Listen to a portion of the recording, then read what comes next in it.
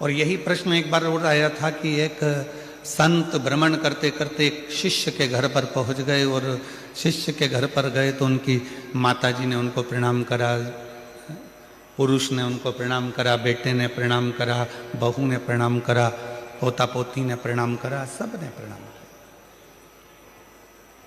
और संत ने भी पूछा, एक बहू से पूछा कि बेटा तुम बताओ कि तुम्हारी सास की उम्र कितनी है। तो कहा मेरे सास की उम्र लगभग अगर देखा जाए तो सास की उम्र तो 68 साल के करीब में हो गई। अच्छा, तुम्हारे ससुर की उम्र कितनी है? तो कहा ससुर की उम्र लगभग 45 साल के करीब में हो गई। सास कितने की है? जम के बोलो। 68 की। ससुर कितने का है? 45 का। फिर पूछा बेटा ये बताओ कि तुम्हारी उम्र कितनी है? कहा गुरुजी मैं 38 साल की हूं। अच्छा, पति की उम्र कितनी है?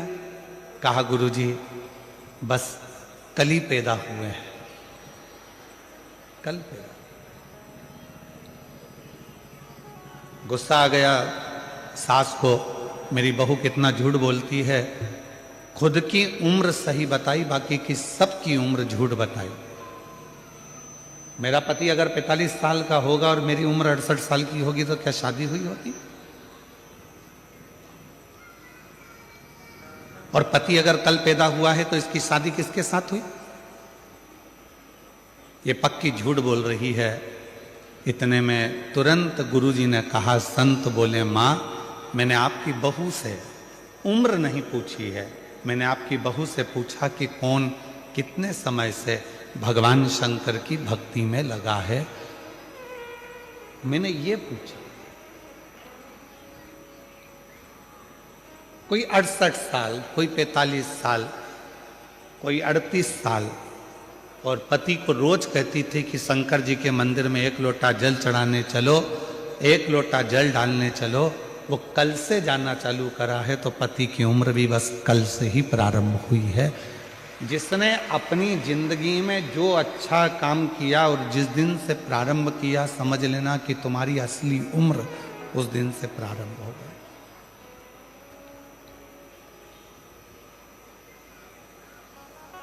तुम्हारी सही उम्र उस दिन से प्रारंभ हो गई। पार्वती जी ने शिव जी से पूछा कि तुम्हारी अवस्था कितनी है? शंकर भगवान कुछ नहीं बोले, मुस्कुरा दिए। कभी कभी कोई प्रसंग ऐसा होता है जिसमें पति पत्नी का कोई उत्तर नहीं देता और वो मुस्कुरा देता। और कभी कभी ऐसा भी होता है कि पत्नी कोई प्रश्न लेकर जिद कर कर पकड़ लेती है तो पति को उत्तर देना ही पड़ता है।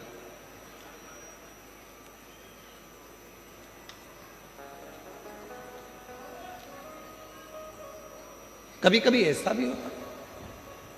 तो पार्वती जी ने हाथ जोड़कर कहा कि तुम्हारी अवस्था कितनी है, तुम्हारी उम्र कितनी है? शिव जी कुछ नहीं कहते, मुस्कुरा देते हैं, हंस देते हैं, पर शंकर भगवान कोई उत्तर नहीं देते। फिर पार्वती जी ने वापस पूछा, फिर पुनः पूछा तुम्हारी उम्र कितनी है? कितनी उम्र? उत्तर नहीं। पार्वती जी बार बार शंकर भगवान से पूछ रही हैं तुम्हारी उम्र कितनी है, तुम्हारी अवस्था कितनी है, तुम्हारी उम्र कितनी है, तुम्हारी अवस्था कितनी है। तब देवाधिदेव महादेव ने आखिरी में पार्वती जी से कहा, पार्वती मेरी उम्र जानकर, अवस्था जानकर तुझे करना क्या? क्या करना तुझे अवस्था जानकर, उम्र जानकर? शिव जी बोले, सुन पार्वती, मनुष्य की अवस्था कितनी भी हो, उम्र कितनी भी हो, पर हृदय हमेशा उसका जवान होना चाहिए, मन उसका युवान होना चाहिए। क्योंकि 80 साल की उम्र में भी अगर वो काम कर रहा है, 70 साल की उम्र में भी काम कर रहा है, और उसका मन अगर जवान है, उसका हृदय अगर युवान अवस्था का है, तो फिर वो धोखा नहीं खा सकता, अपने कर्म को पूरी लगनता से करता जाता, पूरी लगन।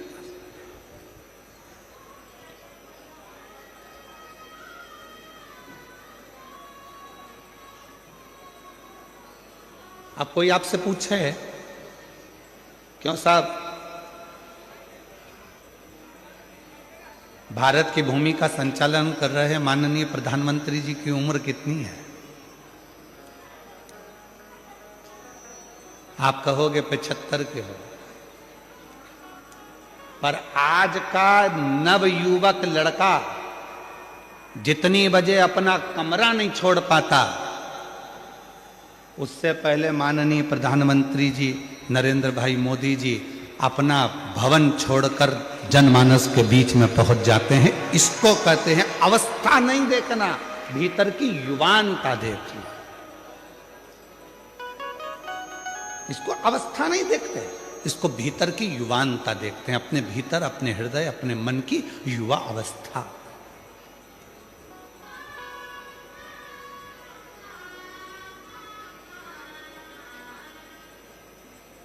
बुढ़ापा नहीं देखा।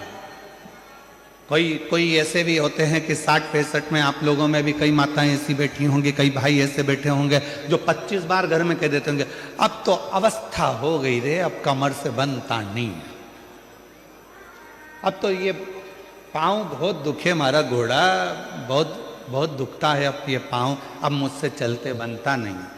अब तुम 60 की, 65 की, 55 के, 50 के, कई बहुएं तो 40 साल की, 35 साल की, तो भी उनकी कहीं कमर दुख है, कहीं सिर दुख है, कहीं कोहनी दुख है, कहीं हाथ दुख है, कहीं नेत्र दुख है। दिन भर उनका कुछ ना कुछ दुखता रहता है। तो जरा विचार करिएगा महाराज, भीतर से वो अवस्था से बूढ़ी नहीं हो रही हैं, वो भीतर से बूढ़ी होती चली जा रही हैं। और शिव महापुराण की कथा कहती है, शंकर की कथा कहती है, शंकर भगवान कितने साल के हो गए, अवस्था कितनी हो गई, किसी को नहीं मालूम। परंतु शंकर भगवान के हृदय की तरुणाई, शिव जी के हृदय की युवान अवस्था कभी खत्म नहीं होती। वो लगनता से अपने कर्म के प्रति जागरूक बने रहते हैं।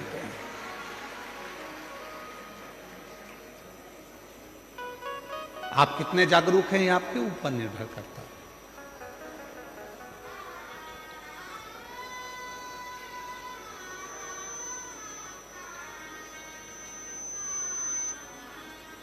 कोई 40 साल में ही पूरा बूढ़ा मान लेता है अपने आप को, कोई 50 साल में ही अपने आप को पूरा बूढ़ा मान लेता है, कोई 60 साल में अपने आप को बुजुर्ग मान लेता है, कोई 70 साल में आकर बुजुर्ग मान लेता है, और कोई ऐसा भी है जो 80, 85, 90 में भी पहुंचने के बाद अपने आप को बूढ़ा नहीं मानता, अपने काम की लगनता में लगा रहता है और अपने हृदय को युवान अवस्था में रखता है।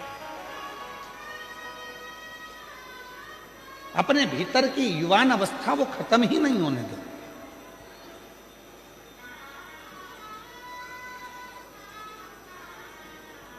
दो 2025 चले गया, 2026 आ गया, और 26 की ये पहली कथा चालू हो गई। आज आप लोगों से निवेदन है, तुम कितने भी उम्र में बढ़ रहे हो मना नहीं, कितने भी धन में बढ़ रहे हो मना नहीं, कितनी भी फैक्ट्रियों में बढ़ रहे हो मना नहीं, कितनी भी गाड़ियों में बढ़ रहे हो मना नहीं, कितने ही बंगलों में बढ़ रहे हो मना नहीं, तुम कितनी भी उन्नति की सीढ़ी पर चढ़ रहे हो मना नहीं। पर इतना जरूर याद रखना कि अपने मन को हमेशा उम्र से मत तोलना। उम्र कितनी भी बढ़ जाए, बंगले कितने भी बढ़ जाए, गाड़ी कितनी भी बढ़ जाए, फैक्ट्री कितनी भी बढ़ जाए, गाड़ियां कितनी भी बढ़ जाए, पर मन को हमेशा युवान रखना, तरुण रखना, और जिस मन से आपको दुनिया का सारा कार्य करना, उस मन की तरुणाई को रखिए। किसी ने कह दिया तुम्हारे बस का ये नहीं है, ऐसा हो नहीं सकता कि मेरे बस का नहीं, मेरे को करके मानना। किसी ने कह दिया तुम ये नहीं कर सकते, क्यों नहीं कर सकते, मेरे मन का पूरा विश्वास है, मैं ये कार्य कर कर रहूंगा।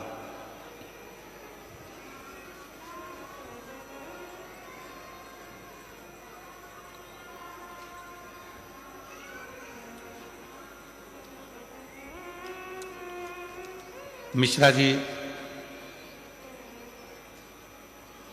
आशुतोष जी इस कथा को लेकर आए थे, सिंगर जी इस कथा को लेकर आए थे, फिर उन्होंने माननीय श्री शास्त्री स्वामी श्री हरि जीवन दास जी महाराज से बात करी, छोटू भाई जी से बात करी कि ये कथा लेकर तो आ गए हैं, पर इतना विशाल कथा है, इतनी पब्लिक आती है, इसका अरेंजमेंट कैसे होगा, इसकी व्यवस्था कैसे होगी। मैं छोटू भाई जी आपको धन्यवाद देता हूँ। इन्होंने, मिश्रा जी हमको बता रहे थे, आपसे तो हमारा मिलना नहीं हुआ था, तो मिश्रा जी कह रहे थे, सेंगर जी कह रहे थे कि छोटू भाई जी ने एकदम कह दिया, चिंता मत करो, कथा लेकर आयो ना, कथा तो सूरत में होगी और ऐसी होगी कि खूब आनंद से शिव भक्त सुनते रहेंगे, ये विश्वास।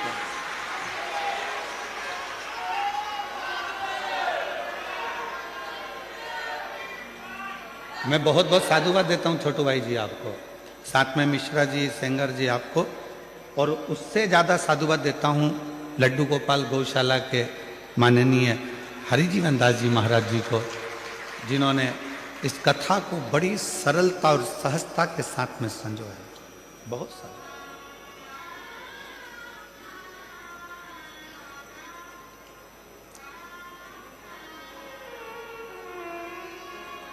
अपने भीतर की तरुणाई को समाप्त मत होने दो। दुनिया में ऐसा कोई कार्य नहीं है जो आप नहीं कर सकते, दुनिया में ऐसी कोई कुर्सी नहीं है जहां आप बैठ नहीं सकते, दुनिया में ऐसा कोई काम नहीं जो आपसे नहीं हो सकता। बस अपने भीतर की तरुणाई को जब आपने जागृत रखा है तो वो तरुणाई के साथ में आप आगे बढ़ेंगे तो अपने जीवन में सारी उलझनों को मिटाते हुए आगे बढ़ते बढ़ते अपनी मंजिल तक पहुंच ही जाओ, पहुंचो।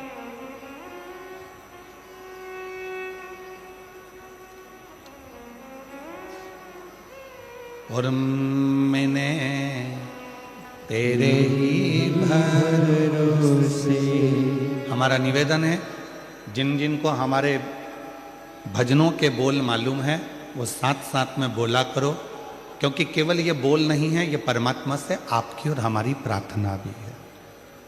मैंने तेरे ही भरोसे हवा बिच उड़ती जागी, बाबा डोर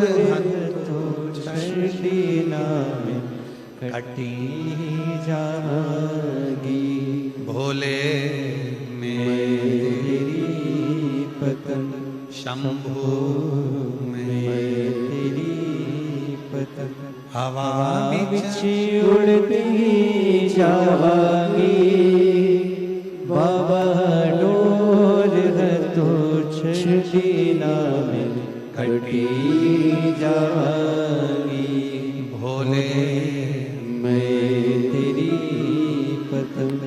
अपने भीतर की तरुणाई को कभी समाप्त मत होने, कभी नहीं। और कितनी सुंदर बात कही है भगवान शंकर की पवित्र कथा ने, शायद एक एक व्यक्ति के हृदय में ये बात पहुंचना चाहिए। उम्र बढ़े, जैसे जैसे उम्र बढ़े वैसे वैसे छोटों के साथ में रहने का प्रयास करो। जैसे पोता पोती नाती पंती, इनके साथ में जब आप उम्र बढ़ती है और इनके साथ रहना चालू करते हो तो तुम्हें अपनी उम्र का अंदाजा नहीं लगता कि तुम कितने साल के हो। उनकी मस्ती में मस्त रहकर तुम अपने जीवन को आनंदमय जी रहे जीवन।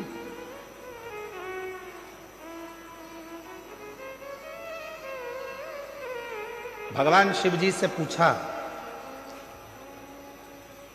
भगवान देवादिदेव महादेव 33 कोटि देवता में केवल एक देवादिदेव महादेव ऐसे हैं जिनकी बहुएं भी आईं, जिनके नाती पंती भी हुए।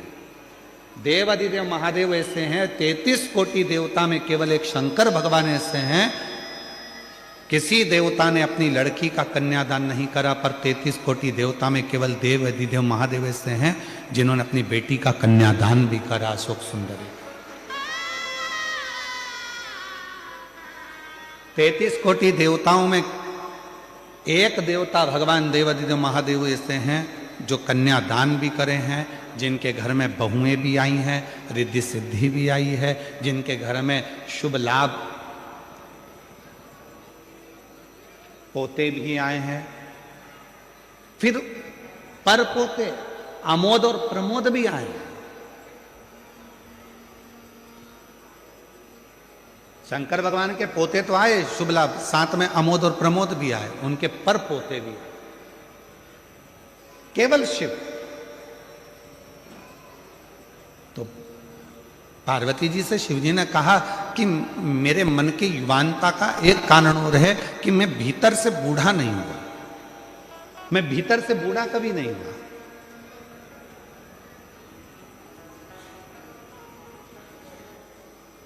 मैं अपने पोतों के साथ में, अपनी बेटी के साथ में, अपने बेटे के साथ में बैठता हूं, मिलता हूं, बातें करता हूं। और आप लोगों से भी क्या कहते हैं हम? जब शिव जी के मंदिर में एक लोटा जल चढ़ाने के लिए जाओ, शंकर जी के मंदिर में जब एक लोटा जल लेकर जाओ, थोड़ी देर अपने पिता के पास में बैठो, भगवान के पास में बैठो और पिता के पास में बैठकर अपने मन की बात करो। संसार के लोगों से कहोगे तो हो सकता है कि वो एक ना एक जगह पर जाकर कह दें, बाद में तुम्हारी हंसी उड़ा दें, बाद में तुम पर उंगली उठा दें, बाद में तुम्हारे लिए अपशब्द कह दें, बाद में तुम पर ताना दे दें। पर यदि तुम्हारे मन में कोई दुख है, तकलीफ है, कष्ट है, परेशानी है, तो जाओ एक लोटा जल अपने घर से भरकर शंकर के मंदिर तक लेकर जाओ और देव अधिदेव महादेव को जल चढ़ाकर अपने हृदय की बात कहो। तो धीरे धीरे वो दुख, वो तकलीफ, वो कष्ट तुम्हारा मिटते चले जाएगा। वो दुख मिटेगा, वो कष्ट मिटेगा, वो तकलीफ मिटेगी।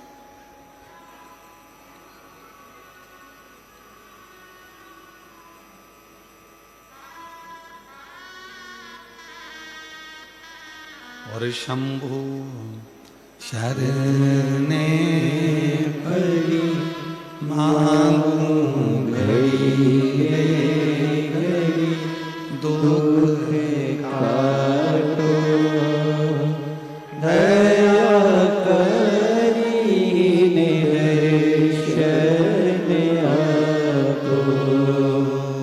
शंभु शरणे पड़ी मांगो घड़ी रे घड़ी दुख काटो दया करीने दर्शन आपो।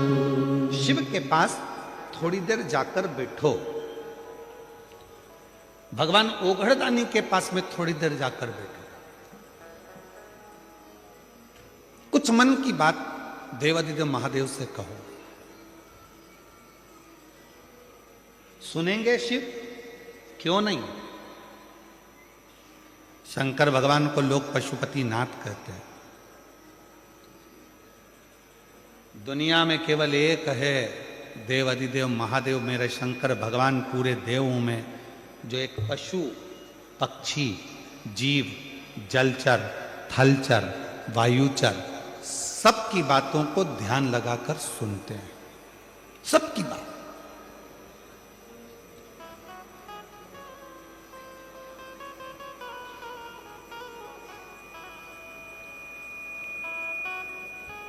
और मेरे ओघड़दानी, मेरे शंकर भगवान जब सबकी बातों को ध्यान लगाकर सुनते हैं तो उनके उस बोले हुए वचन को पूर्ण भी करते हैं।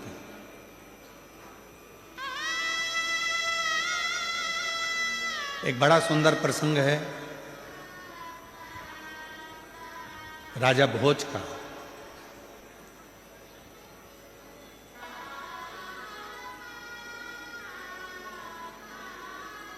भगवान शंकर के परम भक्त थे राजा भोज, शिव के उपासक थे राजा भोज।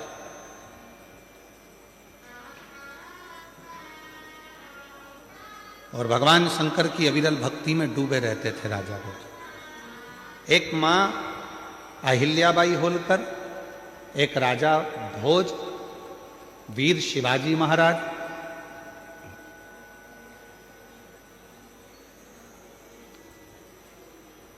ऐसे शिव के भक्त थे जो भगवान शंकर की अविरल भक्ति में दिन रात डूबे रहते थे। दिन रात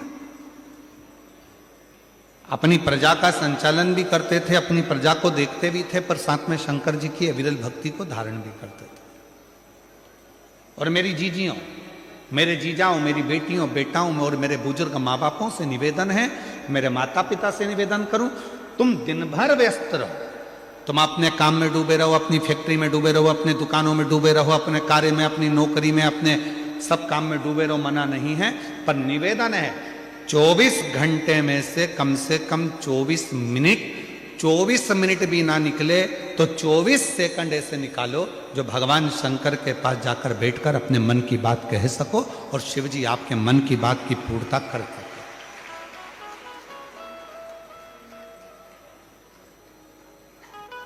कुछ क्षण भगवान के पास बैठा जाए और जब हम उनके पास में बैठेंगे, अपने हृदय की बात कहेंगे तो कुछ ना कुछ वो सुनेंगे, जरूर सुनेंगे।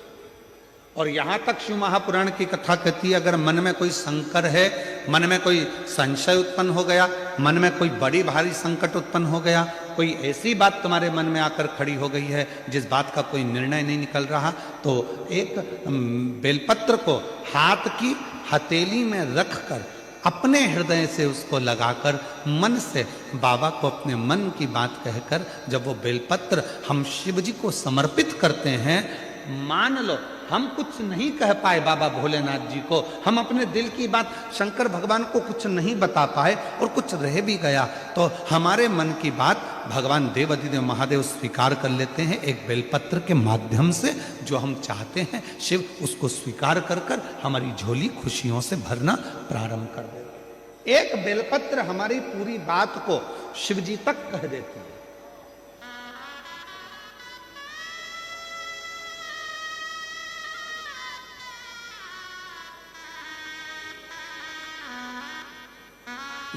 इसीलिए कहते हैं एक लोटा जल,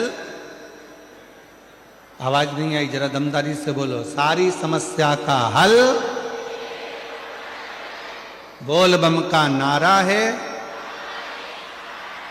श्री शिवाय। अपने मन की बात शिव से कहना, भगवान शंकर से कहना, हृदय से कहना, स्वीकार है। राजा भोज भगवान शिव के परम भक्त थे, परम भक्त, बहुत उपासक।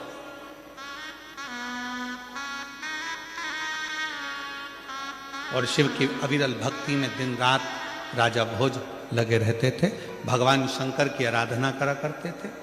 एक बार राजा भोज ने एक बहुत जरूरी मीटिंग बुलाई, सभा बुलाई। सारे सभा में सभासद आ गए, बैठ गए, सब सभासद बैठकर बात करने लगे और सब ने बैठकर जब बातें करना प्रारंभ करी तो राजा भोज के मंत्री को खड़ा करा और मंत्री ने कहा कि हमारे राजा भोज की इस भूमि पर, इस नगर पर, इस राज्य में आसपास के लगभग 14 देश के राजाओं ने अपनी सेना तैयार कर कर इस भोज नगरी पर आक्रमण करने का प्रयास कर दिया है और विचार कर लिया है कुछ दिन में राजा भोज की इस नगरी पर आक्रमण होगा। राजा भोज की इस नगरी पर आक्रमण होगा। उसमें विद्वान को भी बिठाया, संतों को भी बिठाया, साधुओं को भी बिठाया, तपस्वियों को भी बिठाया, सन्यासियों को भी बिठाया। पूरी सभा लगी थी और संपूर्ण सभा में एक ही निर्णय बताया गया कि 14 देश के, 14 देश 14 प्रदेश के राजाओं ने सेना तैयार करी है और सेना तैयार कर कर वो आक्रमण कर रहे हैं। अब क्या करें? निर्णय दिया जाए, कैसे लड़ा जाए, निर्णय दिया जाए। इतने में मंत्री ने कहा, महाराज अपने पास में तो एक देश से लड़ने की सेना है, पर बाकी के देशों से लड़ा जाए इतनी सेना हमारे पास में नहीं। हमारे पास इतनी सेना नहीं है कि हम बाकी के लोगों से लड़ सकें, बाकी के लोगों के पास में इतने सारे देशों के युद्ध एक साथ में कर सकें, ये हमारे बस की बात नहीं है। तो अब कोई निर्णय निकाला जाए। तो सब ने निर्णय निकाला, सब ने कुछ कहा, कोई कुछ कहता था, कोई कुछ कहता था। कोई कहता था कि अपने देश में चारों तरफ खड्डे खोद कर उसमें आग लगा दी जाए जिससे दूसरे देश का व्यक्ति हमारे देश में ना आए। फिर किसी ने कहा हिंसक पशु पक्षियों को छोड़ दिया जाए जिससे ये सब समाप्त हो जाए। डीले कर तुम कम करो, बाहर की आवाज़ थोड़ी ज़्यादा आ रही है, उसको कम करो। कुछ ना कुछ ऐसा करा जाए जिससे ये सब हमारे पास में ना पहुंच पाए, ना। तो फिर करें क्या? उसी में एक विद्वान बैठा हुआ था। उस विद्वान ने तुरंत कहा, एक काम करते हैं, हमने सुना है कि भगवान देवादिदेव महादेव को अगर प्रसन्न कर लिया जाए और भगवान शंकर यदि प्रसन्न हो गए, शिव यदि प्रसन्न हो गए, तो फिर कुछ भी दूसरा देश का कोई सैनिक हमारा बाल बांका नहीं कर सकता। ये विद्वानों ने राजा भोज से कह दिया और राजा भोज ने तुरंत शिव को प्रसन्न करने के लिए, भगवान शंकर को प्रसन्न करने के लिए राजा भोज ने अपने जितने आभूषण थे, रतन थे, माणिक थे, मोती थे, जितने भी हीरे पन्ना थे, सब शिव जी को समर्पित करना प्रारंभ कर दिया। जगह जगह पर जाते भगवान शंकर की पूजन करते, जिस ज्योतिर्लिंग में जाते शिव की आराधना करते, शंकर भगवान पर सोना चांदी हीरा पन्ना चढ़ा देते, माणिक चढ़ा देते, मोती चढ़ा देते, रतन चढ़ा देते, आभूषण चढ़ा देते। सारे जगह पर जा जाकर शंकर की आराधना करते, माणिक मोती हीरा पन्ना सोना चांदी सब चढ़ाते, पर शिव जी प्रसन्न नहीं। और इससे पहले अभी जो मुंबई में कथा हुई थी उसमें हमने एक बात कही थी, आप लोगों के स्मरण में होगी, शायद आप लोगों ने ध्यान दिया होगा। उस कथा में कहा था, मेरे शंकर भगवान को रिझाने के लिए बहुत सारे धन की जरूरत नहीं है, मेरे शंकर भगवान को रिझाने के लिए बहुत सारे वस्त्र की जरूरत नहीं है, मेरे शंकर भगवान को रिझाने के लिए बहुत सारे आभूषण की जरूरत नहीं है, मेरे शंकर भगवान को रिझाने के लिए बहुत सारा आडंबर की जरूरत नहीं है, मेरे शंकर भगवान को रिझाने के लिए बहुत सारे वस्त्र बदलने की जरूरत नहीं है। मुंबई की कथा में कहा था, शंकर भगवान को रिझाना है तो दिल से जाकर एक लोटा जल समर्पित कर दो और 3 बार ताली बजाकर हर हर महादेव कह दो, मेरा शिव प्रसन्न हो जाता है, मेरा शंकर प्रसन्न हो जाता है।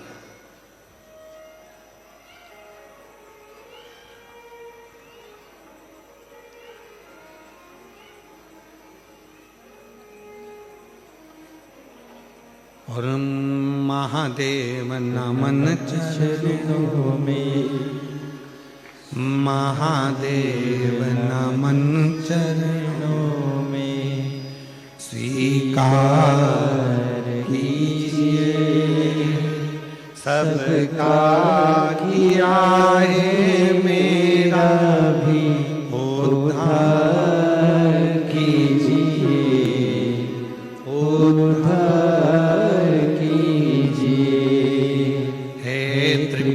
त्रिपुंडधारी, हे त्रिशूलधारी, हे त्रिपुंडधारी, हे त्रिशूलधारी। चरणों में तेरे बाबा जी पावन है चारों धाम, चरणों में तेरे बाबा जी पावन है चारों धाम। तेरी देव करते वंदना, पूजे सीताराम, तेरी देव करते वंदना, पूजे सीताराम। हो जाए पूरी कामना, हो जाए पूरी कामना, उपकार कीजिए सबका किया है, मेरा भी उद्धार कीजिए।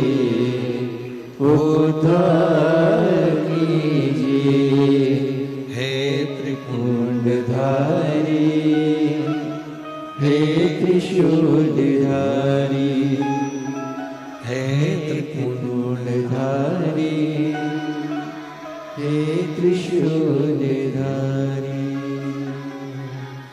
क्या शिव धन से प्रसन्न हो जाते?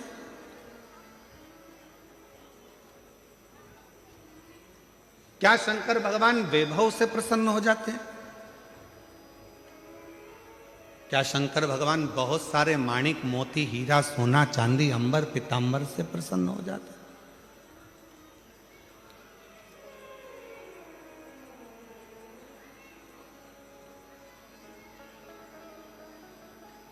उनकी प्रसन्नता किस चीज से?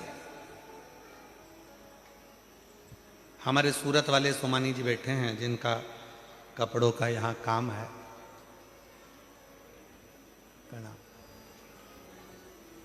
ये सूरत से इन्होंने कई बार पहले सीहोर में कुबरेश्वर धाम में आकर कथा के कम से कम इन्होंने 3-4 कथा अपने सीहोर में कराई। एक बार उनके लिए भी जोरदार ताली बजा। बहुत सारी।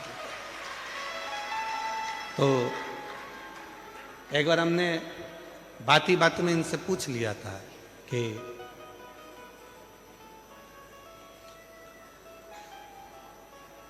आपको कुबरेश्वर धाम का बहुत पहले की बात है, लगभग 2017 की बात होगी, 15-16-17 में ऐसा कुछ समय होगा। तो हमने इनसे पूछा कि आपको कुबरेश्वर धाम का पता किसने बता दिया जो तुम यहाँ सीहोर आ गए और कुबेर भंडारी के दर्शन कर लिए? 15-16 की बात होगी, 2015-16। तो सोमानी जी कहते हैं कि गुरुजी हम तो इधर से निकल रहे थे, हम उज्जैन दर्शन करें महाकाल बाबा के, और यहाँ से हम कहीं दूसरे मार्ग इन्होंने बताया था वहाँ जा रहे थे। तो हमारा मन ऐसा करा कि यहाँ हम उस समय पर कुबरेश्वर बाबा का धाम हमने देखा नहीं था। हमारा मन करा कि यहाँ कोई स्थान ऐसा है जो हमको खींच रहा है।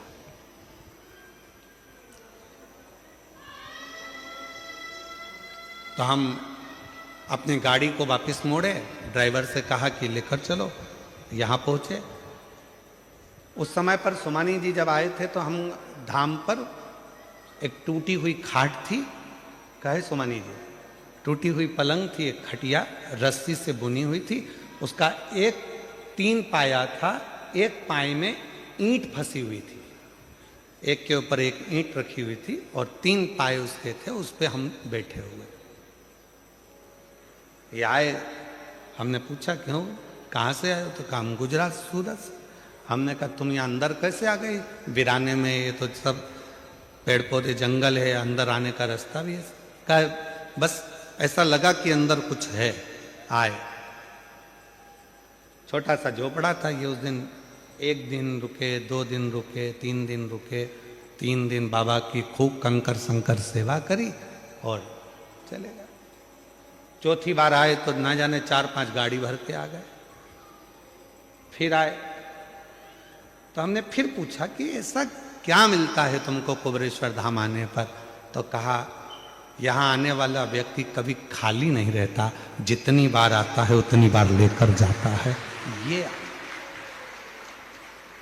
हम कहें आपको सोमानी जी, केवल एक कुबरेश्वर धाम ही नहीं, इस व्यास पीठ पे कथा करते करते करते करते 30 साल से ऊपर हो गया, पर ध्यान लगाया है इस कथा में।